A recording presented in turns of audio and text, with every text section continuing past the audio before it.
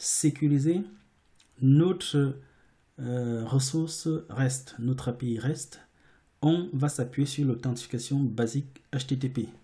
En fait, je me suis amusé à regarder un peu sur Wikipédia le Basic Authentication.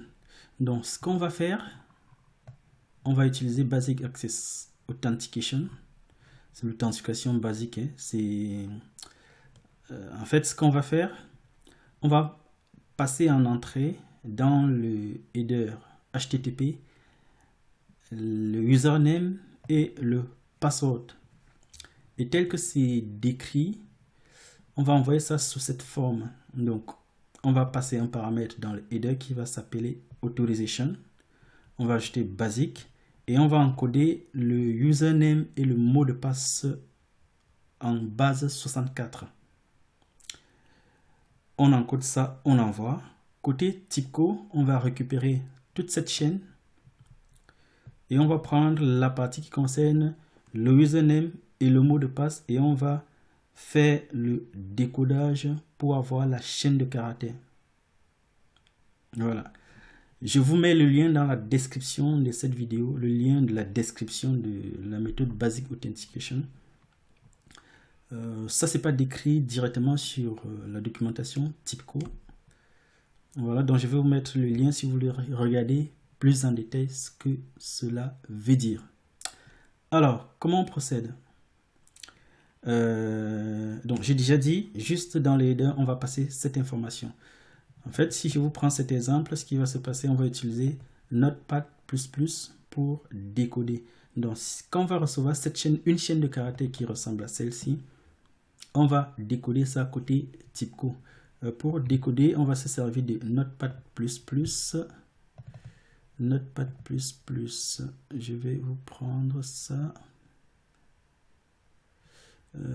Ok. Donc, Notepad++ est là. Donc, j'ai copié la chaîne de caractères que j'ai pris sur Wikipédia. Cette chaîne, une chaîne de caractères similaire qu'on va recevoir, on va décoder ça. On va utiliser le base 64 décode. Vous voyez, ça correspond à cette chaîne de caractères. Aladdin Open Sesame. On va aller regarder sur Wikipédia. Non, c'est ça. Et qu'est-ce qu'ils ont envoyé? Voilà, ils ont envoyé ça. Aladdin Open Sesame. C'est la même chose qu'on va faire côté TIBCO. Eh bien, pour ce faire, comment on procède? Sur la ressource REST, ici en entrée, on va vérifier ce qu'on reçoit. Cette information sera dans le header HTTP. Non, ce sera là. Dans Dynamic Property, on va ajouter une propriété là qui va s'appeler, on va ajouter une propriété là. Donc, l'information d'authentification sera envoyée dans le header HTTP comme je l'ai dit. Donc, ce sera là. Ce sera là, header. On va récupérer cette information-là. Donc, ce que je vous propose de faire, c'est ajouter une activité, comme je l'avais déjà dit au départ, ajouter une activité HTTP send response. HTTP send response. Ça, c'est pour envoyer en cas d'erreur d'authentification. Donc, je vais ajouter ça, error. On va ajouter une branche là. Et ici, on va faire un test. On va faire un test. Success with condition. Et puis, on va, qu'est-ce qu'on va tester? Qu'est-ce qu'on va tester? J'ouvre l'expression expat. Je regarde HTTP receive process starter output. Si le header, en fait, il faut d'abord décoder. Donc, on va utiliser la fonction TIBCO base 64. Fonction TIBCO base 64.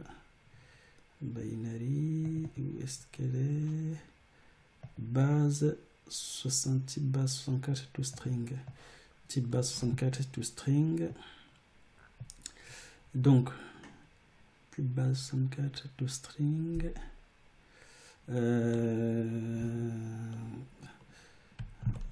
Tac. On a dit que c'était la chaîne de caractères qui est après basique. Après basique. Tac, tac, tac,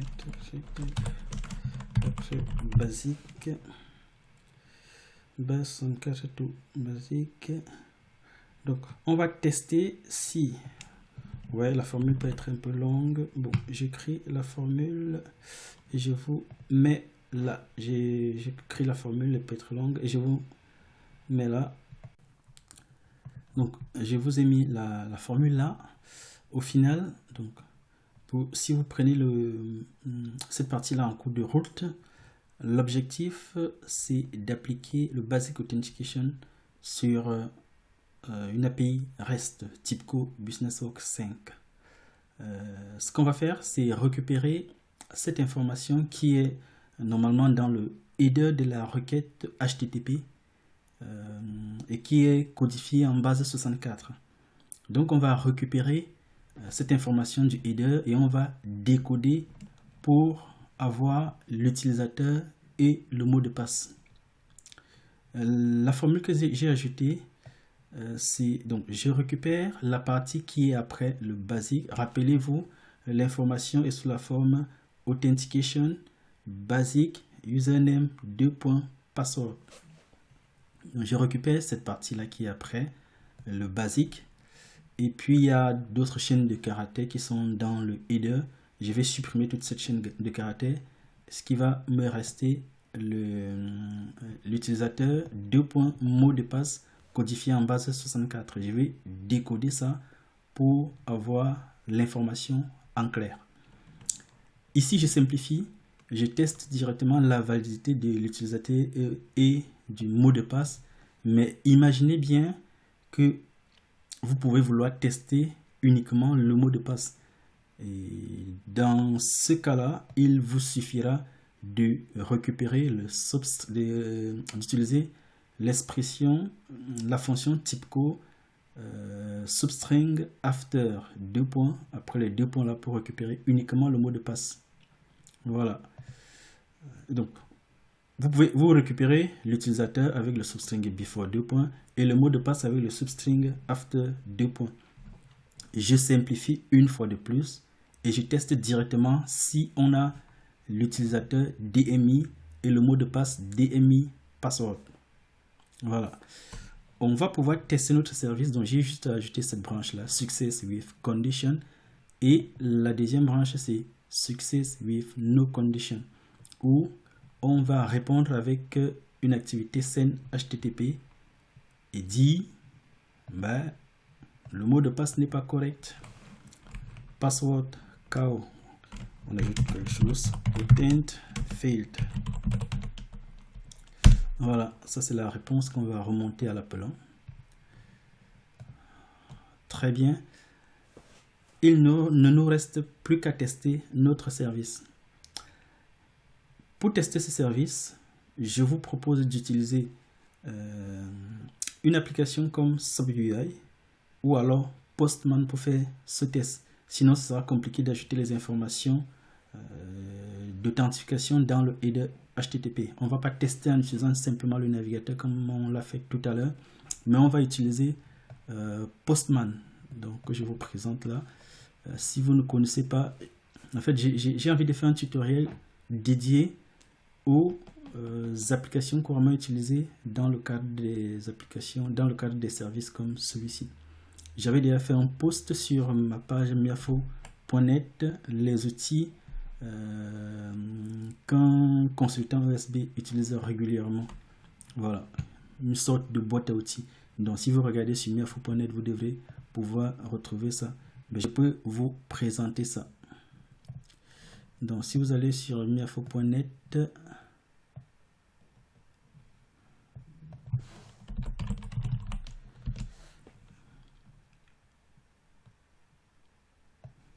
donc si vous venez sur, si vous allez sur miafo.net, il faut utiliser ces sites. N'hésitez pas à utiliser la fonction de recherche.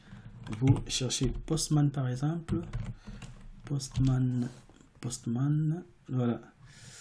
Les outils indispensables d'un consultant USB. Donc j'avais déjà fait un tutoriel sur le sujet. Bien. sur Postman, ce qu'on va faire, c'est lui dire qu'on veut utiliser l'autorisation. Et donc, il va nous présenter cette page-là où on va mettre les informations d'authentification. Je vais mettre pour le moment, j'écris n'importe quoi. Et puis, donc, j'ai bien mis mon service là, le host, le port 22, le nom du service gestion incident. Ça, c'est l'identifiant de l'incident, le type incident, la date. Bon, pour le moment, je mets des caractères comme ça. Et puis, je vais faire un test. On va voir ce qui va se passer. J'aligne juste les fenêtres pour qu'on puisse voir ce qui se passe. Donc, j'envoie ma requête. Qu'est-ce qui se passe? Rien. Pourquoi? Parce que j'ai pas démarré le service, donc c'est normal. Je démarre le service qui est ready. Et maintenant, je renvoie ma requête et bingo. Qu'est-ce qui s'est passé?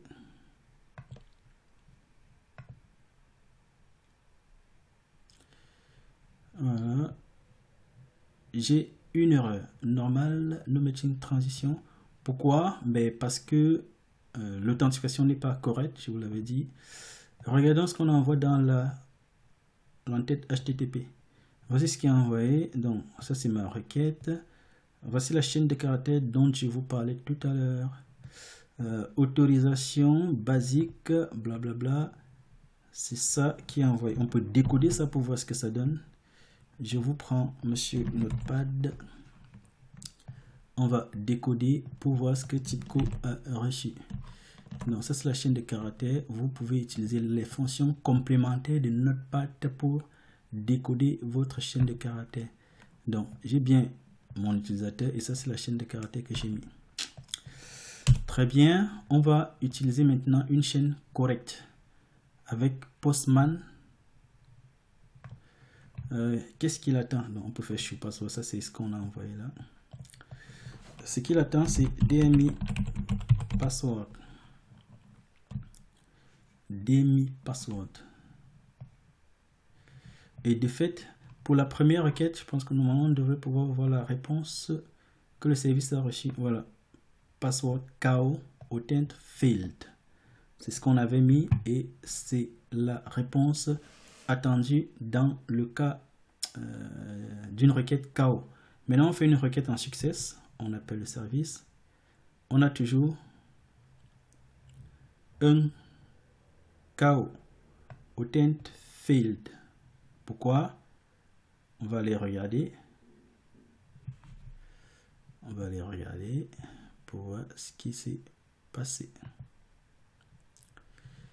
Donc, qu'est-ce qu'il a reçu? Password failed. Password authentication failed. Qu'est-ce qu'il a reçu là? Qu'est-ce qu'on avait mis? DMI password.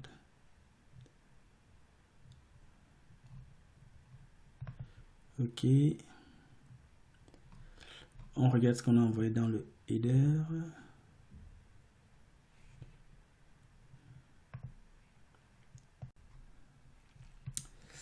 Donc, qu'est-ce qui s'est passé? On a encore un KO.